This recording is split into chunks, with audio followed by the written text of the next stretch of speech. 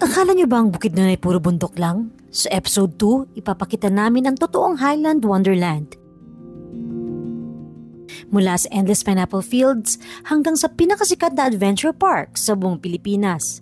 At may isang lugar dito na kailangan nyo talagang makita.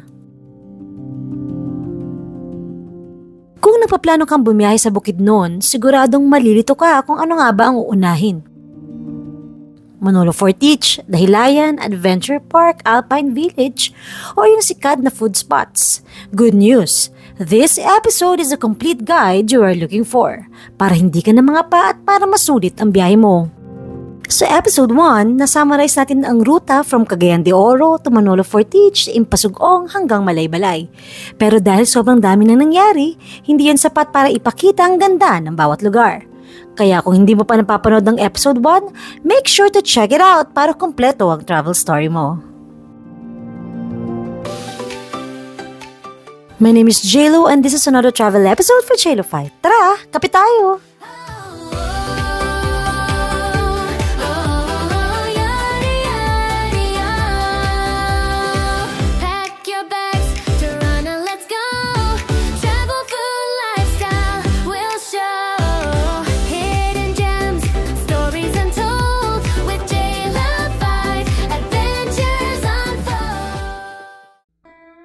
Everyone comes to Manolo Fortich seeking adventure, but hidden behind the famous attractions is a landscape built on decades of farming, hard work, and a peaceful way of life.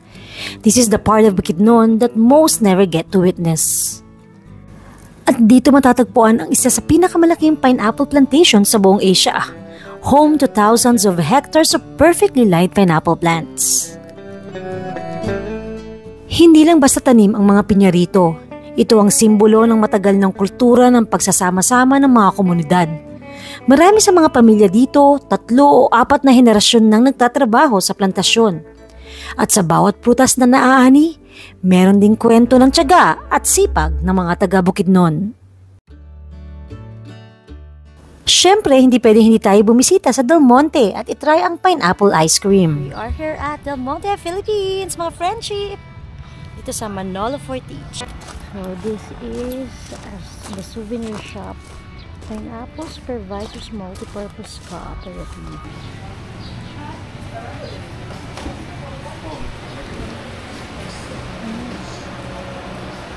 So mga Del Monte products here talaga pala. Ito na. Oh my god. Same price din kaya sa Manila. Ito pala siya, frozen na. Akala ko prepare pa lang. So, there, these are the pineapple ice cream. Okay, we'll buy one. Ito na yung pineapple ice cream. Ice cream ba yan? Oo nga eh. Akala ko gagawin pa lang. Yung pala. Akala ko nga nasa kum. Hindi nasa. Totoo siyang pinya. Akala mo nasa kum.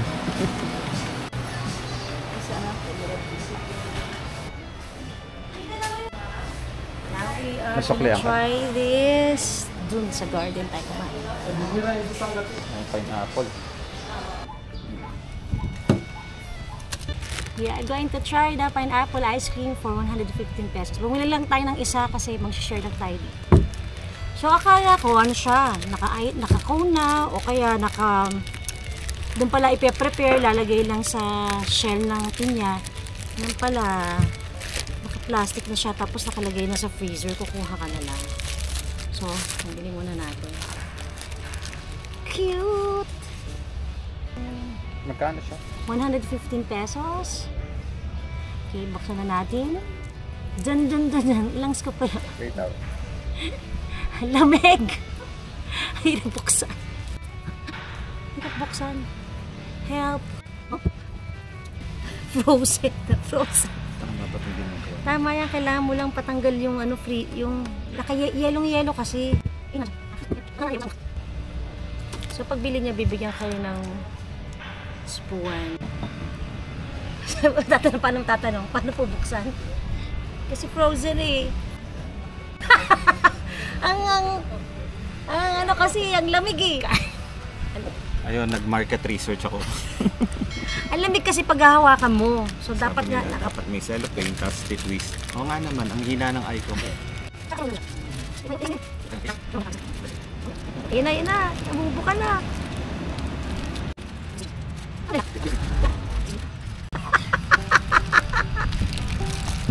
Yun! Kunyari tayong nagbukas, dahil si Jana. Oh. So talagang may pinya pa talaga siya sa loob, oh. Okay, let's try. Nalalagkit na yung kamay ko. Scoop, oh my God, ang tigas din ng ice cream. Halo-halo. Oh. Kailangan, kailangan ibilad mo na sa araw. Kainin natin ganito. Lamig at sa ipin. Fresh, creamy, at yung tamis niya hindi overpowering. Iba talaga kapag galing mismo sa bukirin ang prutas. Ito na nga, mus na. Sarap siya. Okay, so this is a new experience for us kasi dito lang ata yan sa Del Monte. Merong pineapple ice cream na nakalagay dun sa pineapple shell. Kaya ako nagmamadali kang pumunta agad sa Dahilayan. Teka lang, mag-stop over muna kayo dito. Promise, sulit ang bawat scoop. Sa pag-akyat namin papuntang Dahilayan, naramdam mo agad ang pagbabago ng hangin. Mas malamig, mas presko, at unti-unting napapalitan ng pine trees ang mga tanim ng pinyang iniwan namin sa Manolo Fortich. Para kang inilipat sa ibang bansa, pero Mindanao pa rin ito.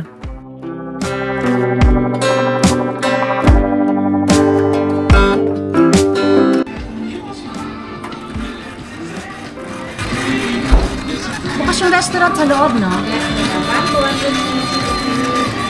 So, maglalatsa tayo sa loob. Ito dito yung sasakyan natin, sa Rouge. Tapos, kain tayo dito. Ito yung rainbow slide. Try natin later. Try natin si Klein. Sige lang. Pero kain muna tayo.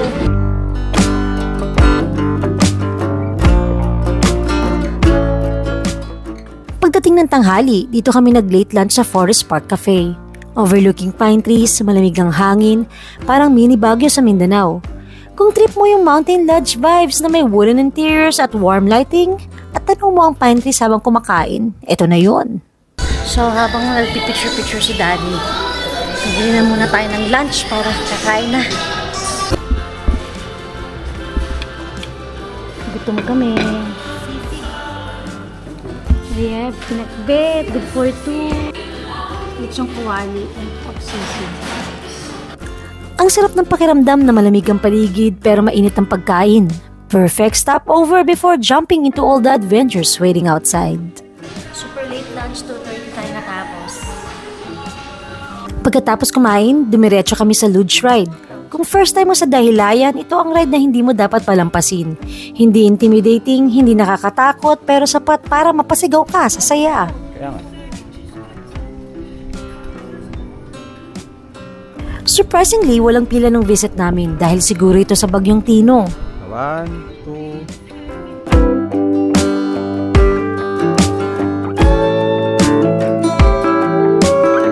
Doon sa 650, kasama na ang pag dito sa Hanging Bridge. Ay, hindi ang mangyayari. Kasi naman, hindi naman siya. Lagi magbalik-balik na. Tutod lang po makita. Libre na yung second na. Hindi sa lodge yun. Yung sa lodge. Sa lodge. Dalawang rounds po talaga yung sa lodge. Okay.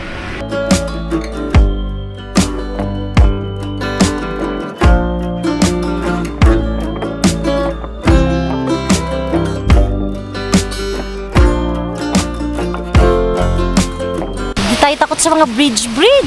Bakit ba kasi may bayad pa tong bridge na ito? Hindi, actually, pagka bumili ka ng ticket ng Forest Lodge na 2 rounds, so 650 pesos, kasama na tong entrance dito sa bridge pag access mo. Kasi kung hindi, parang may payment din ata siya 100 or 150 just for this bridge. My name is JLo and this is another travel episode for JLo 5. Tara! Kapit tayo! Kaya parang solo natin. Unang-una, weekdays. Pangalawa, may bagyo daw. Actually, may bagyo. Pero thank God we have a very, very good weather. And by the way, 2 round pala ito. Kaya sulit na rin ang 650 pesos mo.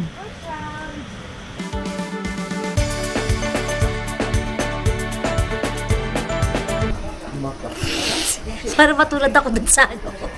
Baka matulad ako dun sa Facebook sa mukha nilagay. Reminders lang po, no one hand and no using cellphone while driving. Hindi pet.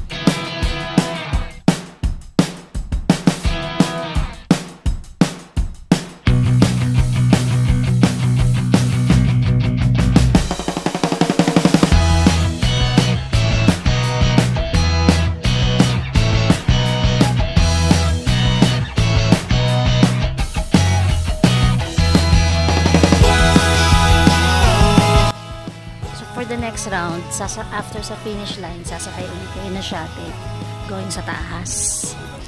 Doon na uli, sasakay tayo.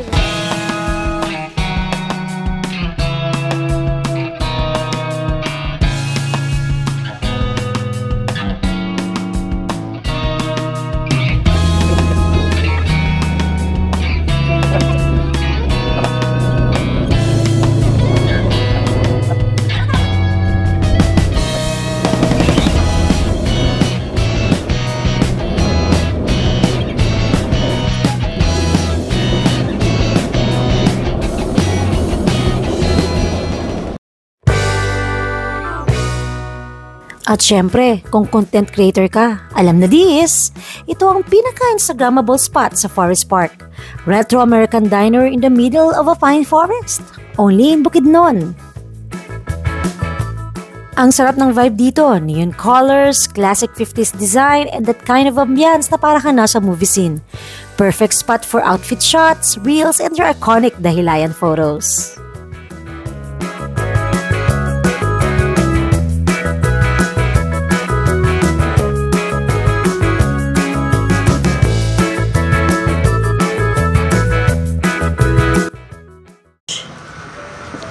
Hi, ma'am sir, wala po siyang time limit, ma'am sir. Apatin lang po sir. Next, mini golf. Simple lang pero masaya, lalo na kung competitive ang barkada o pamilya. Ganda rin dito, no, tahimik, no? Magpipicture. Saan ba may magandang shot? Close up daw.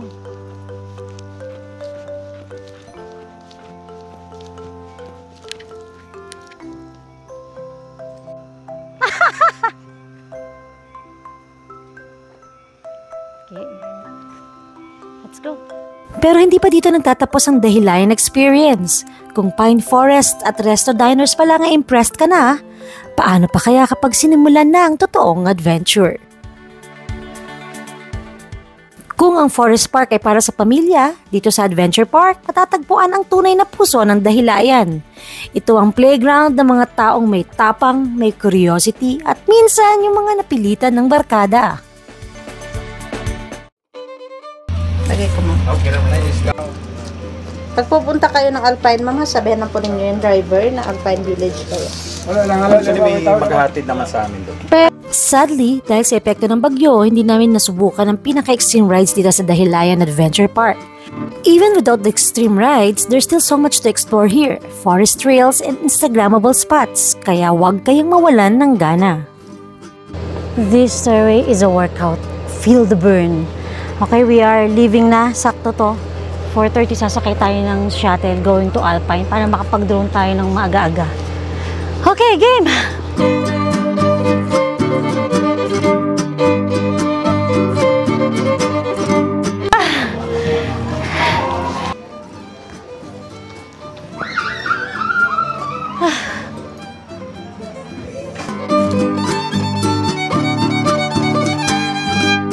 Yung 100 pesos ating bayad kay Adventure Park kasama na si Alpine. Okay, Darwin. At least nabisita natin si si Adventure Park kahit hindi tayo sasakay kasi happy na muna tayo kay Forest Park. Pagkatapos ng adrenaline sa Adventure Park, oras na para mag-slow down at maramdaman ang ibang vibe ng Dahilayan, ang Alpine Village. Parang inilipat ka sa Europe sa gitna ng Bukidnon. Chalets, cobblestone paths, pine forest at malamig na hangin. Kung first time mong pupunta, prepare to walk, breathe, and take photos. Marami ka matatagpuan na perfect spots for Instagram or pang TikTok. At the same time, the village offers that relaxing European mountain feel. Malamig, tahimik, at napakaganda ng tanawin.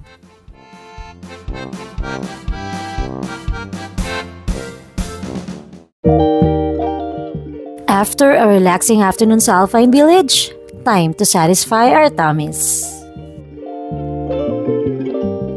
Pagod na sa adventure at hiking sa Dahilayan? Walang problema. Time to recharge sa Ricardo's by Kusina Higala, isang cozy restaurant na kilala sa comfort food at ang kanilang famous sizzling binaki cake. Dito mo mararamdaman ang warm hospitality ng Bukidnon habang tinatamasa ang flavors ng lokal na pagkain. Super nice this place, grabe.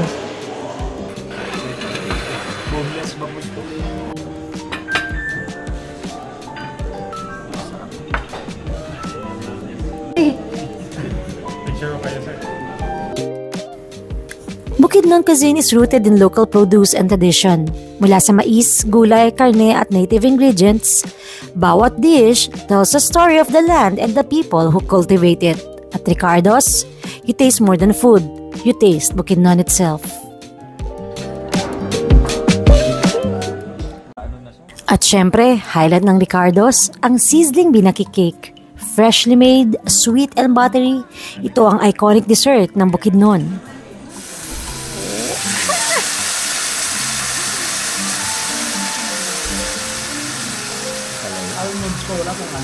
Wala. Oh. May art. si Mr. si Salt. So ano nga naman yan, yung binaka-base na parang cake. Yes, ma'am. Purple binaki. Tapos ice cream, ano yung? Vanilla. Vanilla ice cream. Vanilla. Tapos ito, caramel. May cheese. Dati mas okay pa ito dun sa cheesecake na binili natin. May crunch pa ng almond. Hinapan yung init lamig. Alat kami. Away-away sila.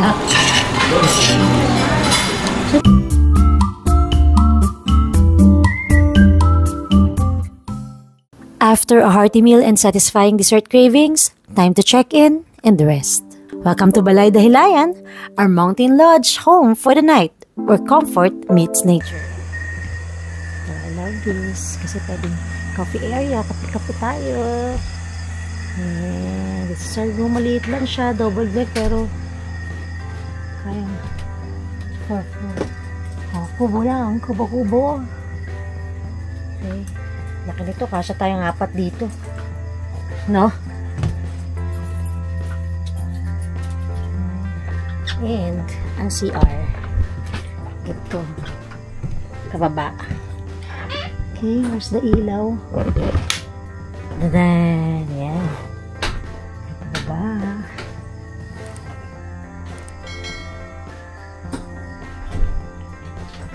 Sasara muna.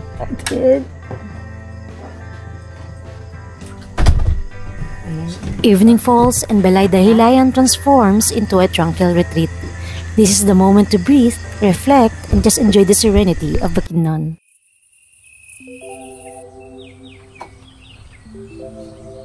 And when morning comes, the pine-scented air and soft sunlight streaming to the windows gently wake you up, inviting you to start a new day of highland adventures, refreshed, inspired, and ready to explore more of Bukidnon's hidden gems.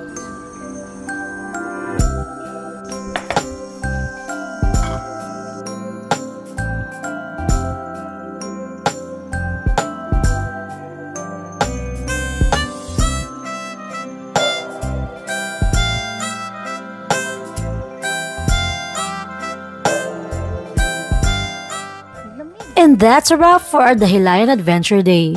From Manolo Fortich Pineapple Fields to the thrill of the Hilayan Adventure Park, the scenic Alpine Village, and finally, a cozy night at Balay Dahilayan. It's been a full Highland experience. Next episode, we will continue our journey to Impasugong, where more hidden gems, natural wonders, and local stories await. So make sure to hit that subscribe button and click the notification bell. You won't want to miss what's coming next. This has been another Jailified travel episode. Takit sa episode 3. Tara, kape ulit tayo!